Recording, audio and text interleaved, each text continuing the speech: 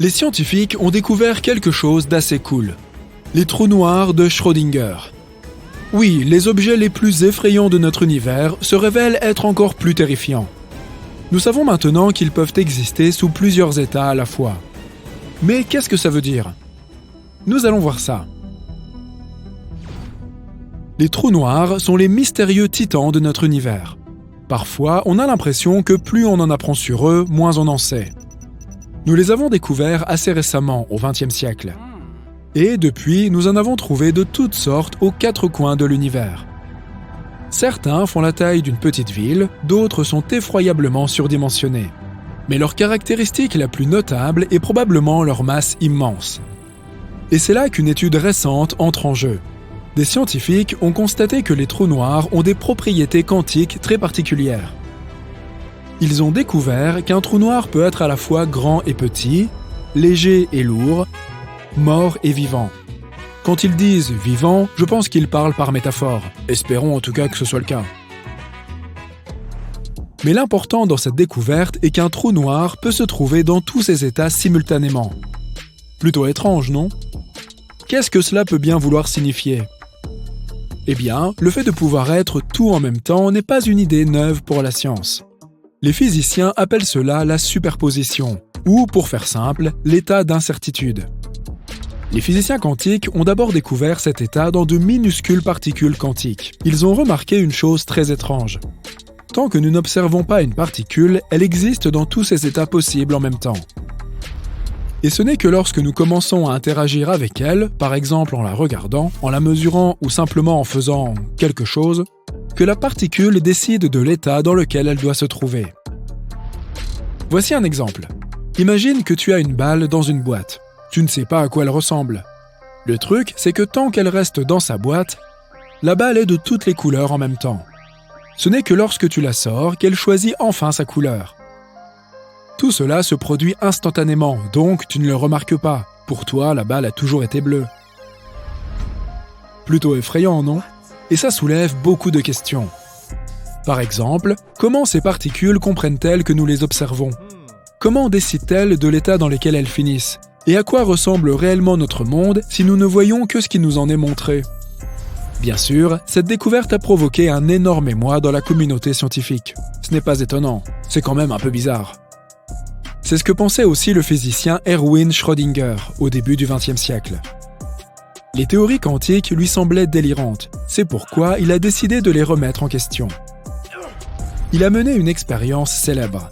Tu en as probablement entendu parler, même si tu ne connais rien du tout à la science. La célèbre expérience du chat de Schrödinger. Quel était l'intérêt de cette expérience? Tout d'abord, nous avons une boîte et un chat. Dans la boîte, il y a un récipient contenant un gaz toxique et un mécanisme spécial. À tout moment, il y a 50% de chances que ce mécanisme ouvre le récipient. Si cela se produit, le gaz toxique se diffusera et le pauvre chat ne survivra pas. Si ça ne se produit pas, le chat restera en vie et en bonne santé. Ne t'inquiète pas, il s'agissait d'une expérience purement hypothétique. Aucun chat n'a été maltraité. Mais imaginons que nous ayons effectivement enfermé un chat dans une boîte et que nous ayons attendu 1 heure. Il est temps de vérifier le résultat. Et c'est là que nous nous rapprochons de la partie la plus intéressante. À ton avis, comment cette situation se terminerait-elle dans notre monde ordinaire? Eh bien, probablement, le récipient finirait par s'ouvrir ou non. Et alors, le destin du chat serait fixé. Après cela, il nous suffirait d'ouvrir le couvercle pour découvrir la vérité. Mais en physique quantique, tout est beaucoup plus étrange. Selon cette science, le chat est à la fois vivant et non vivant jusqu'à ce que nous ouvrions la boîte. En d'autres termes, l'univers lui-même ne sait pas quoi faire de ce chat. Comme si le pauvre animal se trouvait entre deux mondes à l'intérieur de sa boîte. Et quand tu ouvres le couvercle, l'univers choisit un résultat de manière aléatoire. Alors, pourquoi avoir fait subir tout ça à un pauvre chat? Eh bien, au départ, Erwin Schrödinger voulait montrer à quel point tout cela lui paraissait stupide. Mais au final, il a accidentellement prouvé que les physiciens quantiques avaient raison. La situation s'est avérée plutôt drôle. Ça s'est passé comme ça. Ces physiciens quantiques n'ont aucune idée de ce dont ils parlent. Selon leur logique, le chat dans ma boîte devrait être à la fois vivant et non vivant. Mais attendez. Oh oh. Ils ont raison. Schrödinger a reçu le prix Nobel en 1933, mais pas pour cette découverte. Et en 2022, 3 scientifiques ont reçu le prix Nobel pour une autre découverte dans ce domaine. Ces scientifiques sont Alain Aspect, John F. Clauser et Anton Zeilinger. Ils ont été récompensés pour leurs expériences sur les états quantiques enchevêtrés. Qu'est-ce que cela nous apprend ? Faut-il se tourner vers une branche de la magie pour comprendre tout ça ? Malheureusement, l'humanité n'est pas assez développée pour tester ces théories. Pas encore. Mais nous avons beaucoup d'hypothèses plutôt sympas. Par exemple, la théorie des univers parallèles est une tentative d'explication de ce phénomène. Tu te souviens de la balle dans la boîte ? En gros, selon la théorie du multivers, il y a un nombre infini de réalités différentes. Donc, si tu ne sais pas à quoi ressemble la balle, c'est qu'elle existe dans cet état interdimensionnel et incertain. Mais lorsque tu ouvres la boîte et que tu regardes la balle, tu es transporté dans une réalité donnée. Par exemple, dans celle où elle est bleue. C'est assez incroyable et tout à fait passionnant. Mais pourquoi avons-nous besoin de toutes ces informations ? Quel rapport avec la récente découverte ? Eh bien, les scientifiques se sont dit, si les particules de notre univers se comportent comme ça, qu'en est-il des objets spatiaux les plus grands ? Et ils ont donc décidé de pointer leurs appareils non pas vers le microcosme, mais vers l'espace lointain. Le physicien théoricien américano-israélien Jacob Bekenstein a été le premier à suggérer que les trous noirs pourraient avoir les mêmes propriétés étranges. Mais cette théorie devait être testée. La recherche avait pour but de trouver un lien entre les particules quantiques et les trous noirs. Les chercheurs ont donc créé une structure informatique dans laquelle ils ont placé une particule quantique simulée juste aux abords d'un trou noir géant simulé.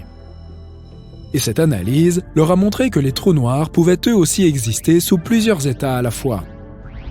Par exemple, ils peuvent être incroyablement massifs et, en même temps, ne pas avoir de masse du tout. Ces mystérieuses portes de l'espace peuvent avoir différentes masses à la fois. Cette modélisation a montré que ces masses superposées se trouvaient, en fait, à l'intérieur de certains ratios déterminés, ainsi que Bekenstein l'avait prédit, a déclaré la physicienne Magdalena Zeik en se référant à l'étude. On ne sait pas encore très bien tout ce que cela signifie, et cette découverte seule ne nous a pas beaucoup rapprochés de la compréhension du fonctionnement de notre univers ou de ce qui se passe à l'intérieur des trous noirs. Nous n'avons compris qu'une seule chose: tout ce qui nous entoure est beaucoup plus compliqué et plus fantastique que nous le pensions. Qui sait, peut-être que les trous noirs sont bien des portails entre les univers parallèles. À ce stade, il est impossible de réfuter cette hypothèse. En d'autres termes, l'univers nous a montré une fois de plus qu'il est plus étrange et plus mystérieux et fascinant que nous ne pouvions l'imaginer. Espérons qu'à l'avenir, nous serons en mesure de comprendre au moins un peu ce qui s'y passe. On pourrait penser que tomber dans un trou noir, c'est à peu près la même chose que de tomber dans un gouffre sans fond, sauf que ça n'a rien à voir. Pour tomber dans un trou noir, il faut défier toutes les statistiques. De plus, si tu regardais quelque chose tomber dans un trou noir, tu ne le verrais même pas. Comment cela se fait-il ? Essayons de comprendre la magie de la physique. Tomber dans un trou noir n'est pas une mince affaire. Tout d'abord, pour avoir une chance d'y parvenir, il faut viser parfaitement et partir de très loin. C'est comme essayer d'atteindre une cible minuscule depuis l'autre bout du cosmos.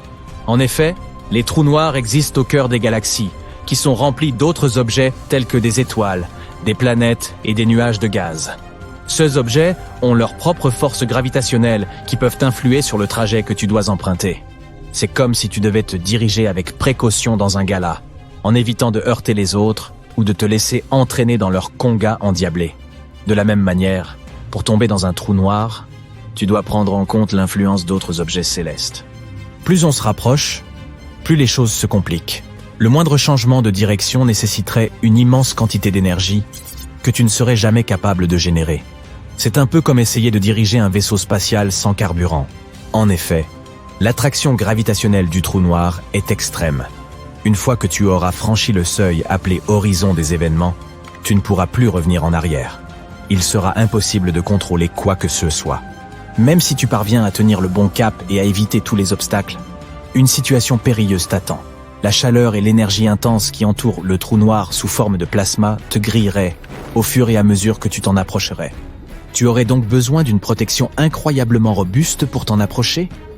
Mais non seulement il est pratiquement impossible de tomber dans un trou noir, mais il est également impossible de voir quelqu'un y tomber. Pourquoi? Découvrons-le. Imagine que tu te tiennes loin d'un trou noir et que tu observes quelque chose qui se rapproche de plus en plus de l'horizon des événements. Au fur et à mesure que cette chose, disons un vaisseau spatial, tombe dans le trou noir, deux choses très étranges commencent à se produire. Tout d'abord, la couleur du vaisseau spatial change. La gravité à proximité d'un trou noir est incroyablement forte, bien plus forte que tout ce que nous connaissons ici sur Terre. Cette gravité intense affecte tout ce qui l'entoure, y compris la lumière. La lumière a cette propriété fascinante de transporter l'énergie. Mais lorsque celle-ci s'approche d'un trou noir, la puissante attraction gravitationnelle commence à la drainer de son énergie. Un peu comme un pickpocket de l'espace, c'est eux qui affaiblit progressivement la lumière. Et tu sais, comme lorsque tu contemples un magnifique coucher de soleil, celui-ci semble avoir cette couleur chaude, rouge-orangé.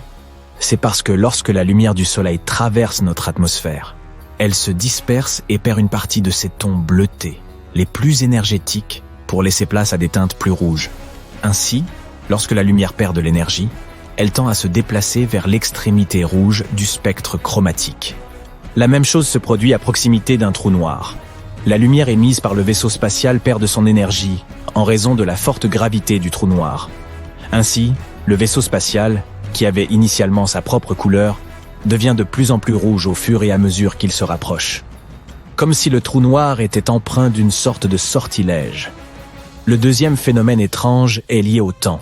Selon une théorie de la relativité générale, la gravité peut influer sur le temps lui-même. Et cela fonctionne d'une manière très étrange, car aucun d'entre nous, ni toi, ni les personnes à bord d'un vaisseau spatial, ne ressentiront ce changement. Pour toi, simple observateur dans ce scénario, le temps s'écoule comme d'habitude.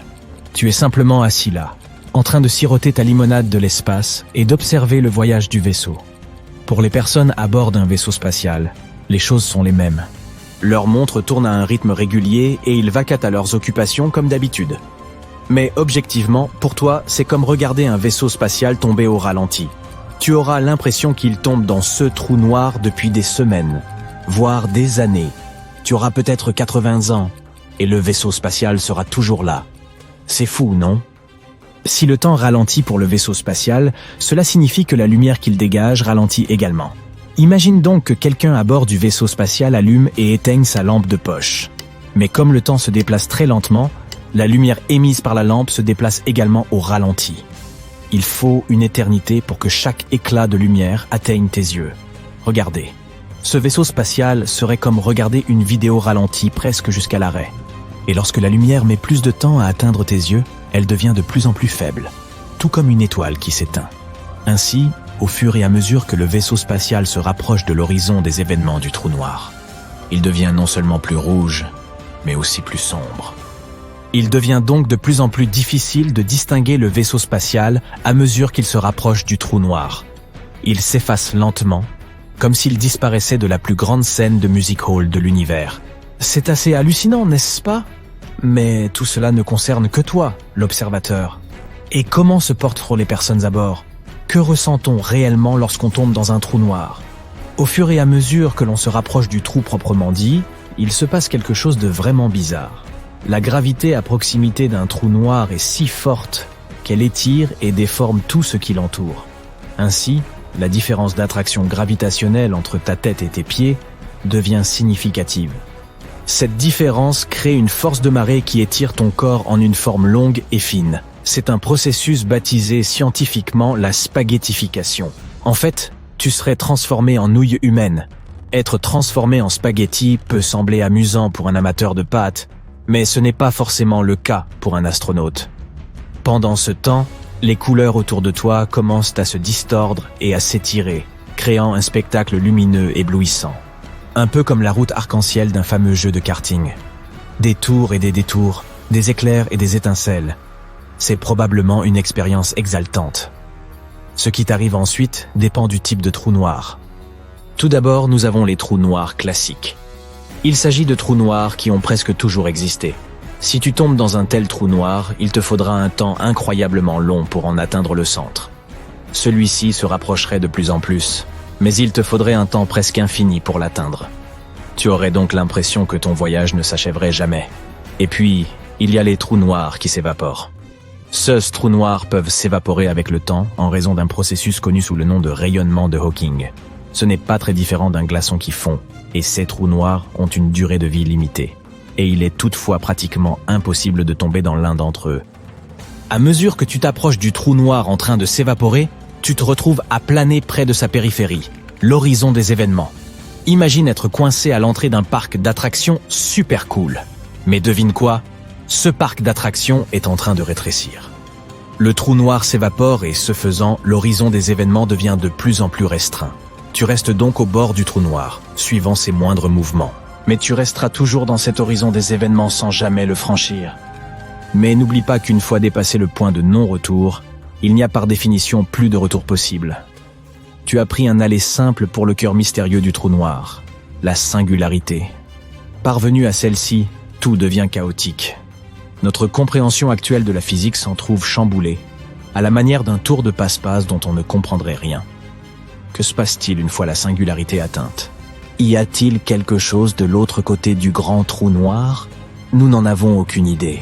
C'est un grand mystère, mais peut-être un jour l'éluciderons-nous. Alors mes amis, il vaut mieux admirer ces trous noirs à distance et bercer notre imagination des incroyables merveilles qu'ils recèlent. N'oubliez pas de garder vos pattes dans votre assiette et de ne pas vous approcher de ces machines à spaghettis cosmiques. Les trous noirs comptent parmi les phénomènes les plus énigmatiques et les plus sinistres de l'univers. Ils peuvent engloutir des étoiles et des planètes entières, déformant l'étoffe même de l'espace et du temps. Mais que se passerait-il si la Terre, notre planète, était prise dans l'horizon des événements d'un trou noir? Que verrions-nous avant d'être anéantis? Nous allons voir ça aujourd'hui. Un trou noir, c'est un peu comme la brute dans la cour de récréation. On l'évite à tout prix. Il s'agit d'une région de l'espace où la gravité est si forte que rien, pas même la lumière, ne peut s'en échapper. C'est comme Houdini à l'envers. Comme les flocons de neige, chaque trou noir est unique. Chacun a une masse, une rotation et une charge particulière. Et il y en a de différentes tailles, un peu comme les jeans. Skinny, slim, décontracté, regular. Enfin, il en existe 4 tailles. Les plus petits sont de masse stellaire. Ils apparaissent lorsqu'une grosse étoile n'a plus de carburant et se replie sur elle-même. Ce sont les chihuahuas du monde des trous noirs. Ils sont minuscules, mais fougueux. Ils engloutissent toute la matière environnante comme un chiot affamé. Et le plus petit d'entre eux est quand même 3 fois plus massif que notre Soleil. Viennent ensuite les cadets de cette famille cosmique, les trous noirs de masse intermédiaire. Ils sont trop gros pour naître de l'effondrement d'une étoile. Les scientifiques pensent qu'ils ont pour origine la fusion de plusieurs trous noirs en un seul. Et même s'ils ne dominent pas les galaxies, ils peuvent tout de même engloutir quelques étoiles voisines. Tant mieux pour eux, hein? Mais sais-tu qui peut dominer une galaxie? Les énormes monstres de notre univers. Les trous noirs supermassifs. Ce sont des géants dont la masse varie entre des millions et des milliards de fois celle de notre Soleil. Ils jouent un rôle crucial dans la croissance et la formation de leur galaxie mère. Enfin, il y a les trous noirs ultramassifs. Crois-moi, impossible d'en imaginer la taille et la masse. Ces terreurs cosmiques sont extrêmement rares. Mais celles que nous connaissons peuvent dévorer des galaxies entières comme Pac-Man. Mais que se passe-t-il donc si l'on s'approche trop près d'un trou noir? Ou plutôt, que verrais-tu dans tes derniers instants? Eh bien, tout d'abord, tu atteindrais l'horizon des événements. C'est une sorte de point de non-retour. Une frontière invisible au bord d'un trou noir. C'est là que les choses commencent à devenir vraiment bizarres. Par exemple, le temps commence à ralentir. Pas pour toi, mais pour une personne qui t'observerait à distance. Si tu tombais dans un trou noir, tu ne t'en rendrais pas compte. Mais si tu regardais quelqu'un d'autre tomber, tu le verrais ralentir et finalement se figer, comme quand une vidéo se surpose. En t'approchant encore, tu commencerais à voir des choses assez stupéfiantes. Sous l'effet de la gravité, la lumière environnante se déformerait, comme dans un miroir de fête foraine. Tu verrais même un halo de lumière autour du trou noir, un anneau de photons, ou des jets de particules à haute énergie s'échappant de ses pôles. Il est possible de s'approcher très près d'un trou noir sans ressentir d'effet majeur. Ce n'est que lorsque tu franchis l'horizon des événements que tu ne peux plus revenir en arrière. Tu es cuit. Après avoir franchi cette limite, tu ne verras plus rien. Pour la personne qui t'observe de l'extérieur, c'est comme si tu avais soudainement disparu. Parallèlement, tu pourrais commencer à te sentir un peu étiré, un peu comme un spaghetti.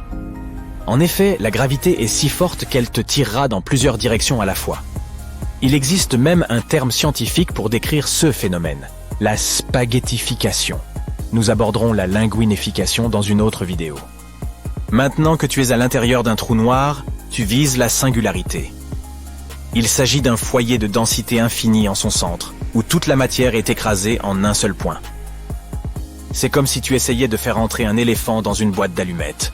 Tout est écrasé jusqu'à ce que tout soit aussi petit que possible.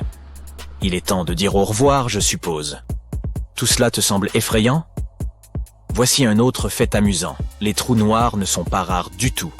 En fait, il y en a un au centre de chaque galaxie, y compris dans notre Voie lactée. Cela signifie-t-il que nous finirons par y être aspirés ?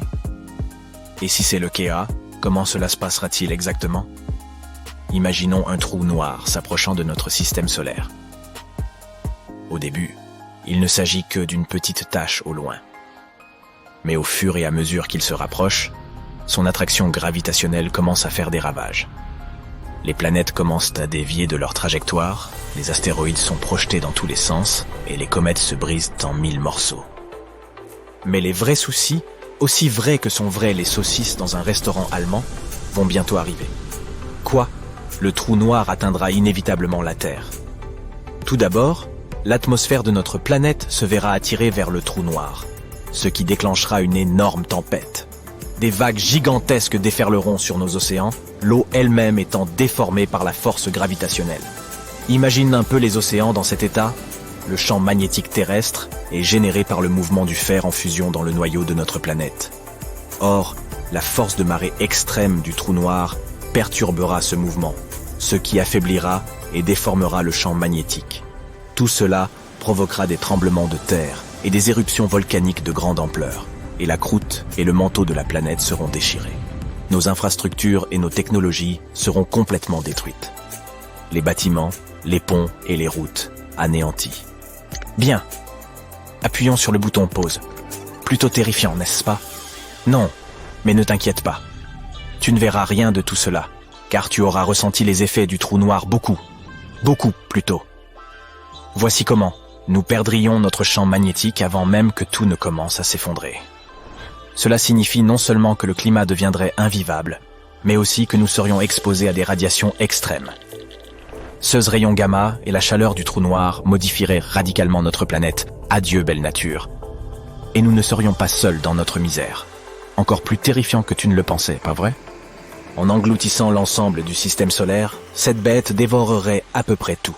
L'un des effets immédiats serait la perturbation de l'orbite des astéroïdes, des comètes et de tous les autres corps célestes. Les planètes commenceraient à se déformer et à s'étirer, leur surface prenant l'aspect du métal en fusion.